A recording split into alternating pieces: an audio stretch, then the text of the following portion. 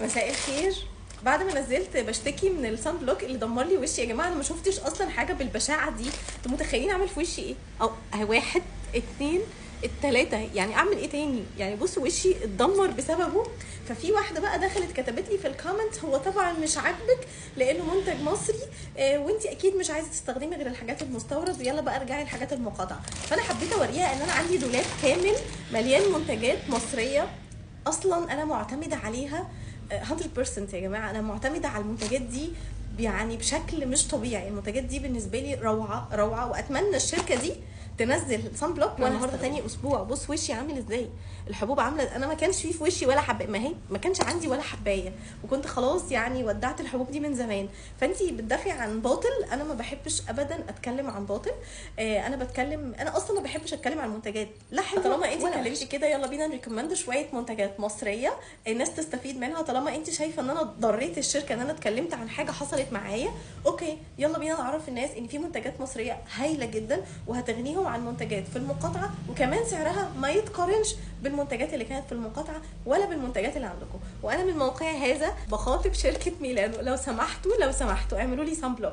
طب انا هعرفكم بقى على الشركه دي، انا لا اعرفهم ولا يعرفوني ولا يعرفوا ان انا هطلع اتكلم عنهم، بس الكومنت بتاعها جه بقى في مصلحتهم ان انا اطلع اتكلم عن شويه برودكتس بتاعتهم. اولا انا عرفتهم اول ما بدات اعمل ليزر، الدكتور بتاعتي رشحت لي ان انا استخدم اللوشن ده، اللوشن بتاعهم اللي هو ميلانو فري. بعد كده هم نزلوا ده برضو لوشن، بس ده بقى اكتر من خطير.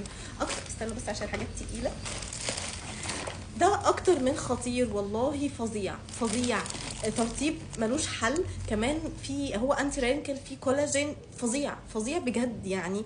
اولا الشركه اسمها ميلانو، فيها حاجات انا ما كنتش اتخيل ان في شركه مصريه ممكن تعملها. بصوا كمان عندهم ايه، الحاجات دي حاجتي انا اصلا ومستخدماها، بس انا حبيت بقى اطلعها لكم يعني اوريها لكم كده. بصوا ده ميلو سكار. الميلو سكار ده للسكارز، انتوا عارفين في حاجه مشهوره جدا جدا بتاعه السكارز بس سعرها بقى غالي جدا، ده بالظبط زيه بجد. الميلو سكار ده حتى نفس القوام كده، انا بستخدم فظيع. بس بقى في حاجه فظيعه اللي هو اليوري مال ده للكوع، وبستخدمه في الصيف بقى فظيع فظيع فظيع. في ايه بقى؟ كلنا في الصيف بنلبس اللي هي السليبرز، فرجلنا من تحت بتنشف شويه، ده رهيب. بصوا اليوري مال ده فظيع بجد. انا هحاول قدر الامكان اطلع لكم شويه حاجات من ده كمان، لانه ده كمان كريم كده زي الكريمات اللي هي المرطبه للايد، بحطه معايا في شنطتي دايما. بصوا كمان اليوري مال ده عندي منه العينات الصغيره دي عشان بحطها في شنطتي، بحتاجها يعني، مستخدماها، عندي منه كتير. قد ايه يعني فظيع. في الشتاء، فظيع جدا. انا بحب كمان استخدمه بقى الجل منه، استنى هوريكم، هو في منه جل اهو، ميلانثيول ده جل، ده الكريم بتاعه وده الجل، بس انا برتاح اكتر في الجل لان انا بشرتي ما بتحبش اي حاجه كريمات. انا بس هوريكم قد ايه بتقول انا ما بحبش الحاجات المصري. بصوا ده السيباناين ده، ده بستخدمه دايما دايما دايما كمان بعد الليزر، وخصوصا لو عامله جلسات في الوش، الدكتور دايما كانت بتنصحني بيه. لو عايزين صور المكونات دي كلها، المنتجات دي كلها هبعتها لكم. ده بقى ما كنتش بستغنى عنه في التمرين للولاد بجد، مساج كريم فظيع فظيع، مساج كريم فظيع. بعد التمرين لما بيتخبطوا في حاجه، اتخبطت على المتوازي، وقعت، مش عارفه ايه، بيديهم احساس كده كولينج فظيع. انا بس هوريها يعني، هوريها بقى الصن بلوك اللي هي بتدافع عنه. لما انا اصلا تعبت منه وعمل لي الحبوب دي، مفيش حاجه انقذتني غير ايه، هوريكم استنى. ده حطيت الهيدروفيستاتيك ده، انا مخلصاه اصلا، وكمان حطيت الميلا اكني ده. بصوا انا منتجات الشركه كلها عندي، انا ناقص ان انا يعني اروح اقعد معاهم. بصوا بقى ده بقى مرطب فظيع. انا بحط برايمر لكل الميك اب، مرطب فظيع فظيع فظيع، فيه هيلورونيك اسيد، بجد مرطب فظيع جدا.